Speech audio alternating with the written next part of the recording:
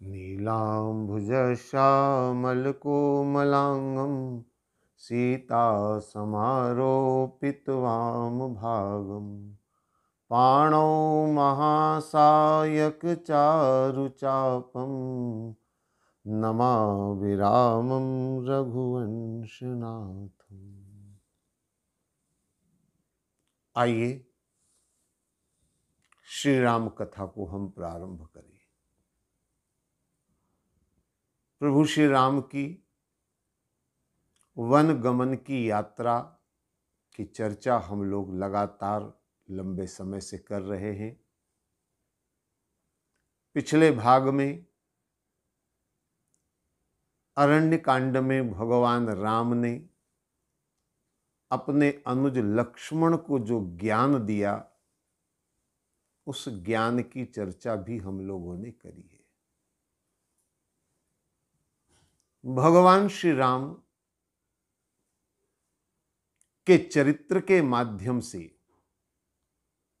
पग पग पर हमें मानव जीवन का दिव्य ज्ञान प्राप्त होता है।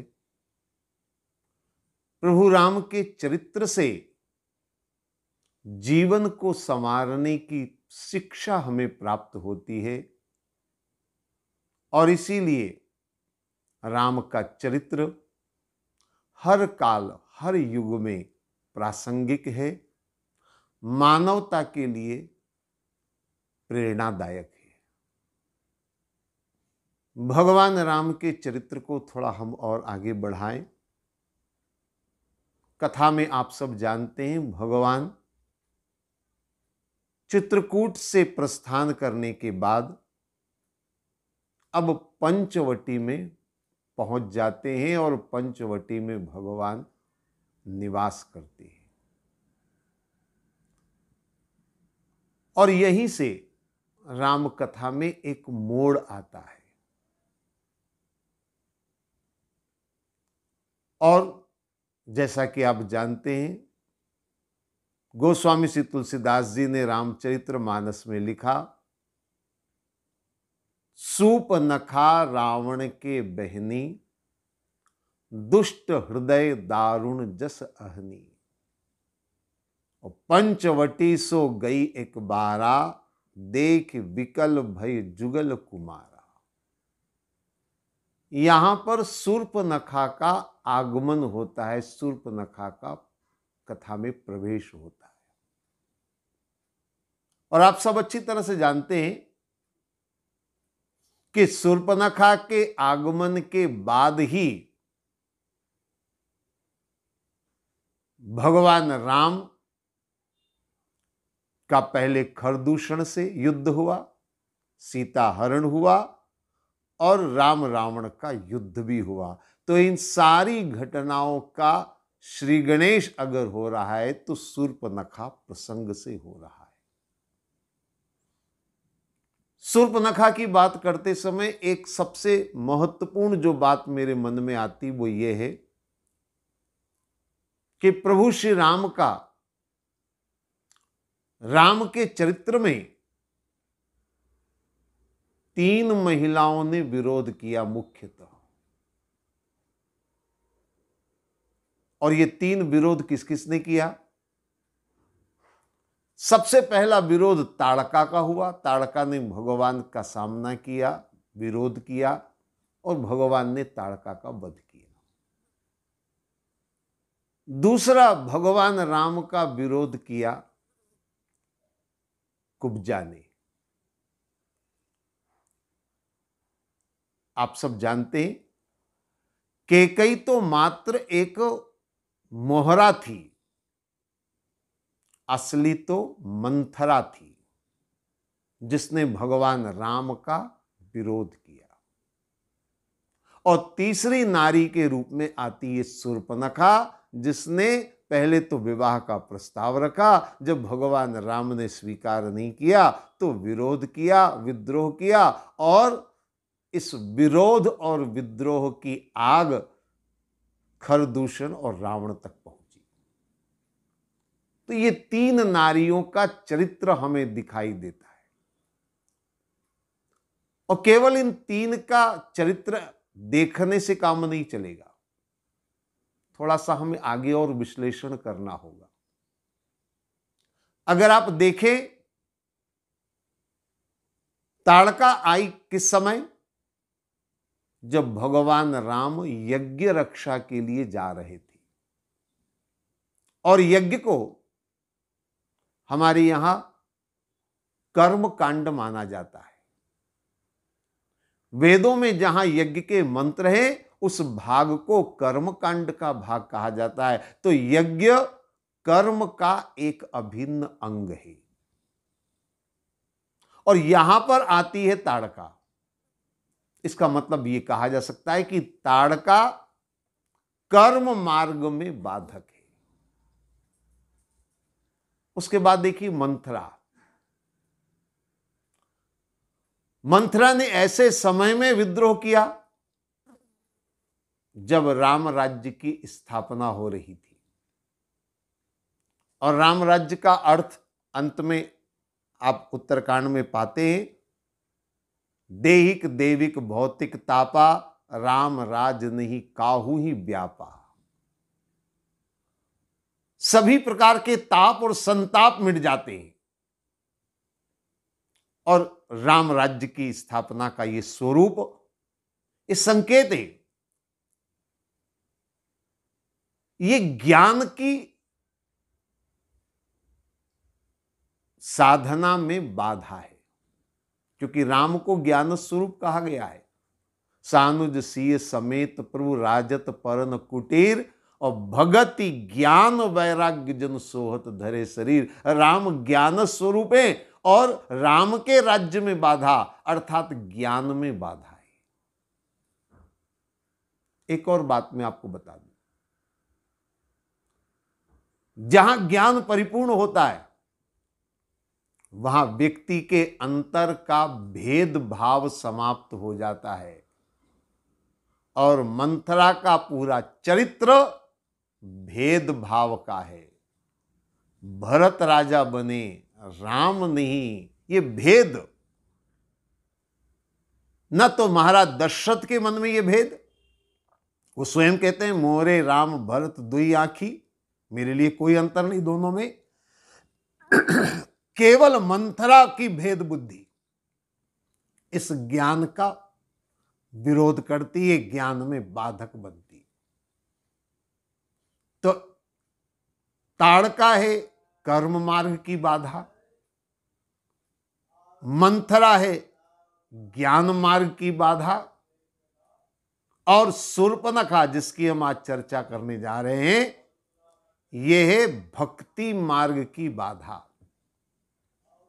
राम से विवाह का प्रस्ताव रखना, क्योंकि राम और सीता का अभिन्न संयोग है, लेकिन ये बाधा किसकी? भक्ति की बाधा।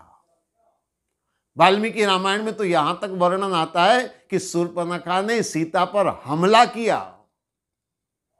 राम से विवाह करना चाहती है, सीता पर हमला करती है, तो सीता तो भक्ति स्वरूपा है, और सीता पर आक्रमण करना अर्थात भक्ति का विरोध करना। तो ये तीन मार्ग हैं, ज्ञान मार्ग, भक्ति मार्ग और कर्म मार्ग।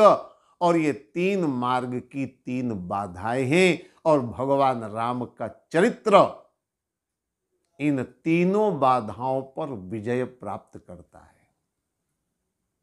इन तीनों बाधाओं पर विजय पाई जाती है। देखिए आप, भगवान ने ताड़का को तुरंत मार डाला, एक ही बाण प्राण हर लीना। कर्म की जो बाधा है उसको आप समाप्त, जड़ मूल से समाप्त कर दे। विनाश करना होगा कर्म की बाधा को। आपके कर्म और आचरण में अगर अवरोध पैदा हो रहा है, उसको आप तुरंत दूर करिए। लेकिन ज्ञान मार्ग और भक्ति मार्ग की बाधा थोड़ी अलग ढंग की है। ज्ञान मार्ग की जो बाधा है, वहां आपको क्या करना पड़ेगा? भगवान राम का चरित्र देखिए। भगवान राम ने त्याग के द्वारा ज्ञान की स्थापना करी, ज्ञान के विरोध को उन्होंने जड़ मूल से समाप्त किया त्याग के द्वारा। तो ज्ञान की बाधा को अगर मिटाना है तो त्याग के द्वारा। और शूर्पणखा भक्ति की बाधा, अगर भक्ति की बाधा को मिटाना है तो भगवान राम ने शूर्पणखा को लक्ष्मण जी के पास भेजा। और लक्ष्मण जी कौन है?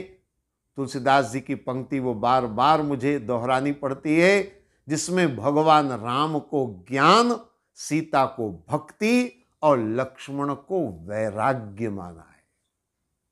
सानुज सीय समेत प्रभु राजत परन कुटीर, भगति ज्ञान वैराग्य जन सोहत धरे शरीर। लक्ष्मण वैराग्य है और भक्ति की बाधा को मिटाने के लिए वैराग्य का सहारा लेना होगा,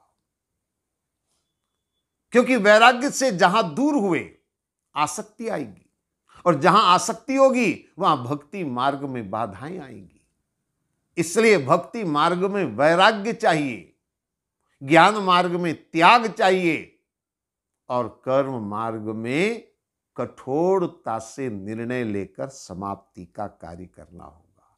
ये तीन बाधाओं पर विजय पानी होगी। इसलिए मैंने कहा ये तीन नारियां राम के मार्ग में बाधक है। चलिए हम लोग कथा को आगे बढ़ाएं। शूर्पणखा का चरित्र वैसे आप सब जानते हैं, लेकिन शूर्पणखा का प्रसंग तुलसीदास जी ने बड़े अद्भुत तरीके से राम कथा में रखा है। वो कहते हैं, शूर्पणखा रावण की बहनी, दुष्ट हृदय दारुण जस अहनी। ये बड़ा विचित्र परिचय दिया है तुलसीदास जी ने शूर्पणखा का। थोड़ा अटपटा है, विचित्र है परिचय। शूर्पणखा कौन है? बोले रावण की बहन है। ये विचित्र परिचय है। विचित्र इसलिए कह रहा हूं क्योंकि भारतीय संस्कृति में किसी नारी का परिचय अगर दिया जाए तो तीन तरह से दिया जाता है, और ये तीन में से एक भी तरीका नहीं है जो यहां पर शूर्पणखा के लिए प्रयोग में लिया गया। तीन तरह से परिचय कैसे होता है स्त्री का, भारतीय नारी का, भारतीय संस्कृति में? तुलसीदास जी एक जगह वर्णन करते हैं, जय जय गिरिवर राज किशोरी। पहला परिचय, ये किसकी कन्या है। जब बालिका छोटी होती है तो उसका परिचय पिता के माध्यम से करवाया जाता है कि किसकी पुत्री है। उसके बाद जब कन्या बड़ी हो जाती है तो परिचय का रूप बदल जाता है। जय महेश मुख चंद्र चकोरी। परिचय फिर कैसे मिलता है? बोले ये किसकी पत्नी है। पिता से छूट गया संबंध, अब परिचय क्या है? किसकी पुत्री है। फिर उसके बाद किसकी पत्नी है, और उसके बाद तीसरा परिचय। जब जीवन थोड़ा और आगे बढ़ता है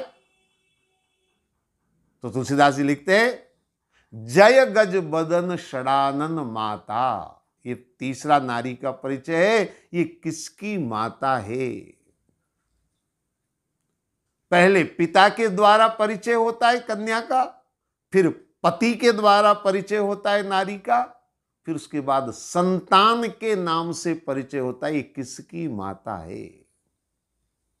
लेकिन यहां पर तुलसीदास जी ने परिचय बड़ा विचित्र दिया। न पिता का उल्लेख किया, न पति का उल्लेख किया, न संतान का उल्लेख किया। उन्होंने सीधा उल्लेख किया, क्या? बोले ये शूर्पणखा रावण के बहनी। ऐसा परिचय तुलसीदास जी ने क्यों दिया? शायद तुलसीदास जी संकेत देना चाहते, क्योंकि इसका भाई जिसका परिचय दिया जा रहा है वो लंका में बैठा है, और लंका भारत का अंग नहीं है। इसलिए हम ऐसा कह सकते हैं कि शूर्पणखा भारत की स्त्री नहीं है, भारत की नारी नहीं है, ये विदेशी नारी है।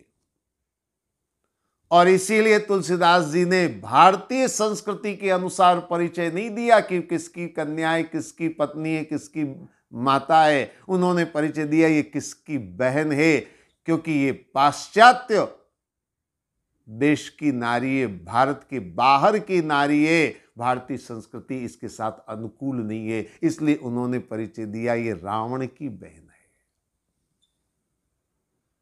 और दूसरा, रावण की बहन कहने का अभिप्राय एक और है, और वो अभिप्राय ये है कि जिस व्यक्ति का परिचय दिया जा रहा है वो परिचय केवल देह का नहीं होना चाहिए, बल्कि उसके आचरण, उसका चरित्र, इसका भी परिचय होना चाहिए। तो इसका आचरण और चरित्र किससे मेल खाता है? इसका आचरण और चरित्र रावण से मेल खाता है।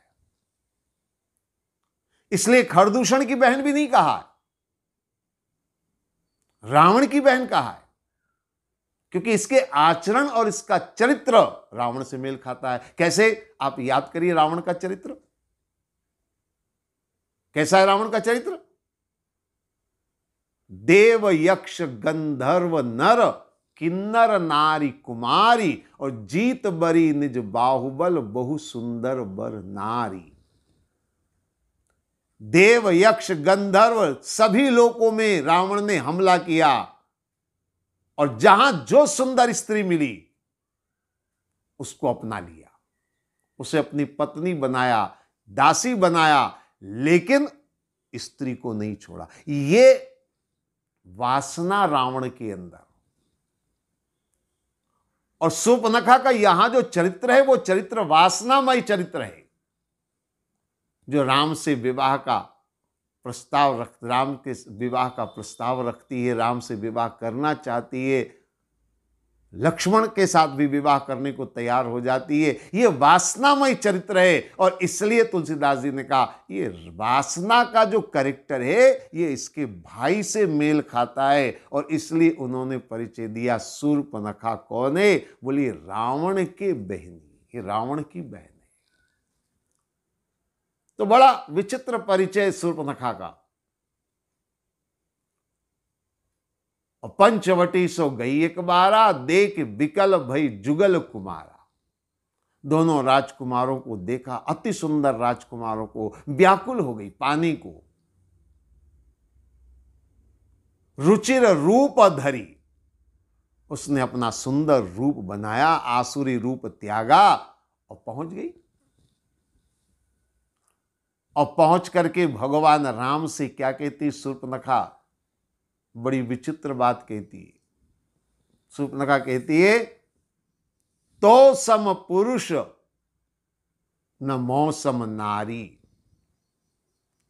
यह संजोग विधि रचा विचारी, और मम अनुरूप पुरुष जगमाही, देख्यों खोज लोक तिहु नाही, और ताते अब लगी रयों कुमारी, मन माना कछु तुम ही निहारी। बड़े विचित्र शूर्पणखा के बोल है, उसका हर शब्द बड़ा विचित्र है, थोड़ा रहस्यमय भी है। शूर्पणखा कहती है तो सम पुरुष, दुनिया में तुम्हारे समान कोई श्रेष्ठ पुरुष नहीं है। मैंने सुना है एक व्यंग है, पर व्यंग कभी कभी बड़े महत्वपूर्ण होते हैं। एक व्यंग मैंने सुना है कि जैसे ही शूर्पणखा ने कहा तो सम पुरुष, तुम्हारे समान कोई पुरुष नहीं है, सुनकर के देवता अचंभित हो गए। ये क्या है? ये असुर कुल में जन्म लेने वाली नारी और प्रभु राम के गुणगान गा रही है, दुनिया में राम को सर्वश्रेष्ठ मान रही है। चमत्कार हो गया। तो देवताओं में से किसी ने कहा यह असंभव नहीं है, पहले भी हुआ है। प्रहलाद भी असुर कुल में पैदा हुआ, पर वो राम का, प्रभु का गुणगान गाता था, तो ये संभव है।